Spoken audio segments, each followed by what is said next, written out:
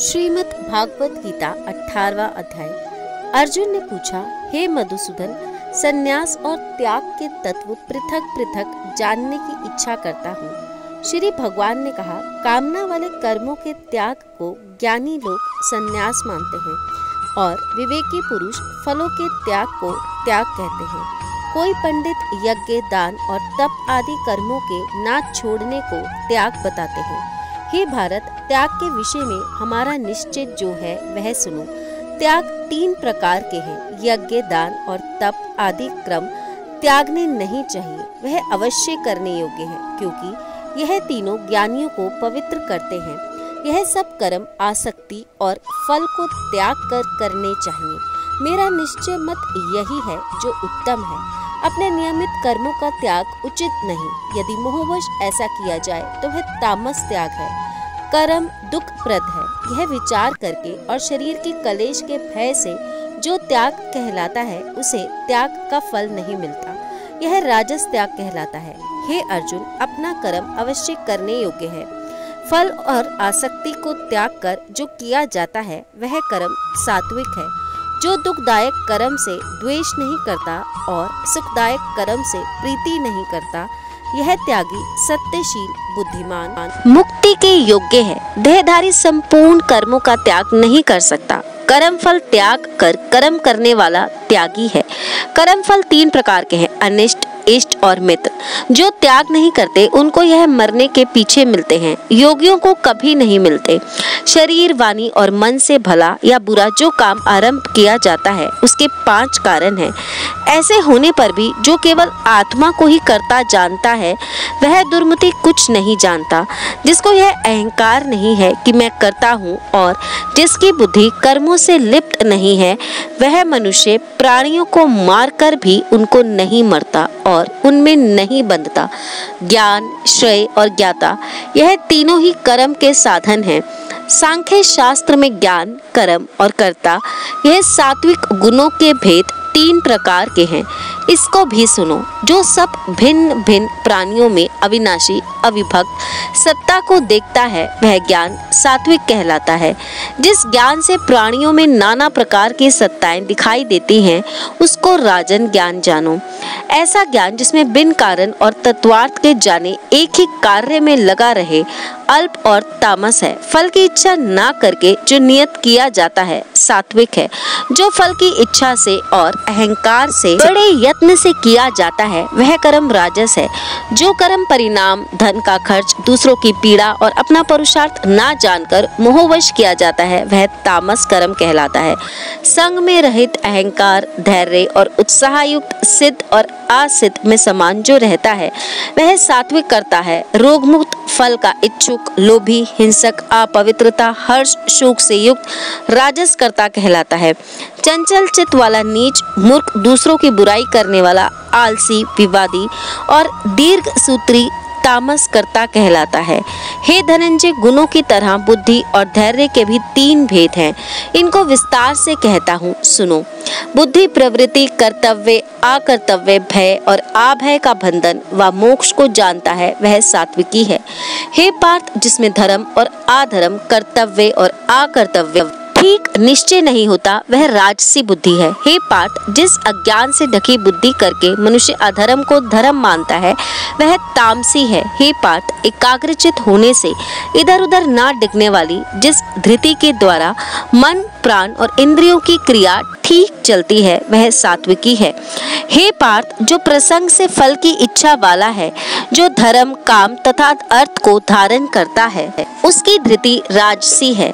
हे पार्थ, जिस धृति से मूर्खजन निद्रा, भय, शोक, विवाद और मत को नहीं त्यागते वही तामसी वृत्ति है। हे भारत, 3 प्रकार के सुखों को सुनो जिनके अभ्यास से चित्त रमता है, दुख का अंत हो जाता है। वही सुख सात्विक है, जो आरंभ में विष के समान और अंत में अमृत के समान होता है।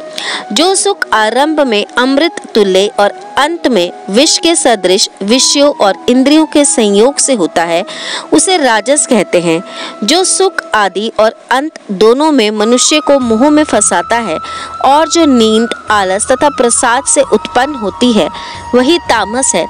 प्रकृति के इन 3 गुणों से अलग कोई वस्तु आकाश, पाताल, देवलोक में नहीं है। हे परंतपः, ब्राह्मण, क्षत्रिय, वैश्य और शूद्रों के कर्म स्वाभाविक गुणों में बटे हुए हैं।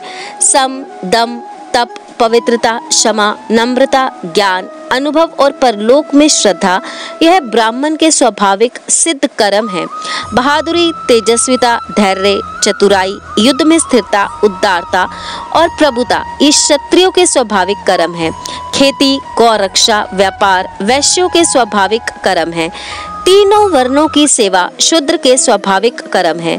जो लोग अपने अपने और प्रवृत्तियों के अनुसार कर्म करते हैं, उनको सिद्धि प्राप्त होती है। वह सुनो जिसमें सब प्राणियों की प्रवृत्ति हुई है, जिसने सब जगत का विस्तार किया है। उस ईश्वर को अपने कर्मों के द्वारा आराधना करके मनुष्य सिद्धि को पाता है। दूसरे उत्तम धर्म से अपना धर्म ही श्रेष्ठ है। स्वाभाविक कर्म करने से पाप नहीं लगता। हे कौन्ते, दोष युक्त भी स्वाभाविक धर्म का त्याग ना करें। सर्वतः आसक्ति को छोड़ने वाला, आत्मा के जीतने वाला, इच्छा रहित मनुष्य संन्यास के द्वारा सर्व कर्म निवृत्ति पाकर सिद्धि को पाता है। हे अर्जुन, इस प्रकार का पुरुष सिद्धि को पाता है, वह फिर किस तरह ब्रह्मा को प्राप्त होता है? सो मुझसे सुनो, यही इस ज्ञान की परानिष्ठा है। शुद्ध बुद्धि से मुक्त होकर धृति द्वारा मन को वश में लाकर शब्दादि विषयों को छोड़कर राग द्वेष से रहित एकांत में रहने वाला, मिताहारी वाणी और मन को जीतने वाला, नित्य ध्यान युक्त और वैराग्यवान, अहंकार, बल, काम, क्रोध व परिग्रह छोड़कर ममताहीन और शांत मनुष्य ब्रह्म भाव के योग्य होता है। ब्रह्मा को प्राप्त हुआ पुरुष प्रसन्नचित्त होकर योग व अभिलाषा को नहीं करता और जीव मात्रा में समदर्शी होकर मुझ में परम भक्ति पाता है। इस प्रकार ज्ञानी मुझ में निवास करने वाला सदैव सब कर्मों को भी करता हुआ मेरे इस अनुग्रह से अविनाशी सनातन मोक्ष पद को प्राप्त होता है। वैसा ही ठीक जानता है, तदंतर तत्व से मुझको जानकर फिर मुझ में ही प्रवेश करता है। सावधानी से अपना मन मुझ में स्थिर कर और सब कर्मों को मुझ में ही अर्पण कर बुद्धि योग के आश्रम से निरंतर अपने चित्त को मुझ में लगा दे। मेरे में चित्त लगाकर मेरी कृपा से सब दुर्गम कष्टों से तर जाओगे। यदि अहंकार से मेरी बात सुनोगे तो नष्ट हो जाओगे। यदि अहंकार का आश्रय लेकर युद्ध नहीं करूँगा ऐसा मानते हो तो तुम्हारा निश्चय झूठा है, क्योंकि स्वभाव तुम्हें युद्ध में लगावेगा।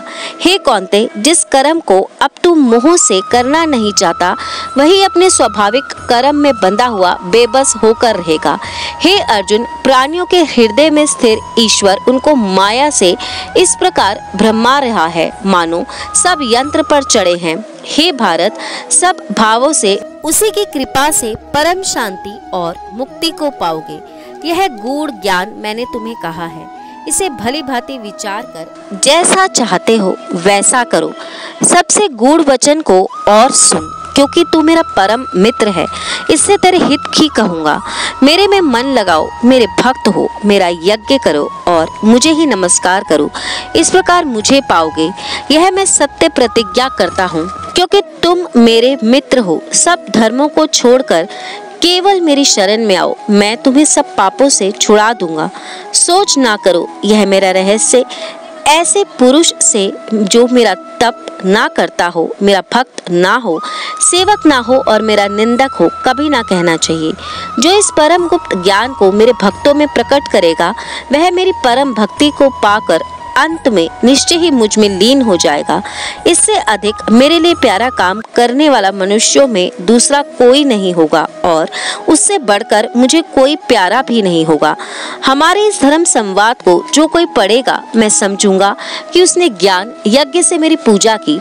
जो श्रद्धावान पुरुष दोष ढूंढे बिना इसको सुनेगा, वह भी मुक्त होकर पुण्यात्माओं को मिलने वाले शुभ लोकों को प्राप्त होगा। हे पार्थ, तुमने एकाग्रचित से इस मेरे कहे हुए उपदेश को सुना या नहीं? अर्जुन, तुम्हारे अज्ञान से उत्पन्न हुआ मोह नष्ट हो गया या नहीं?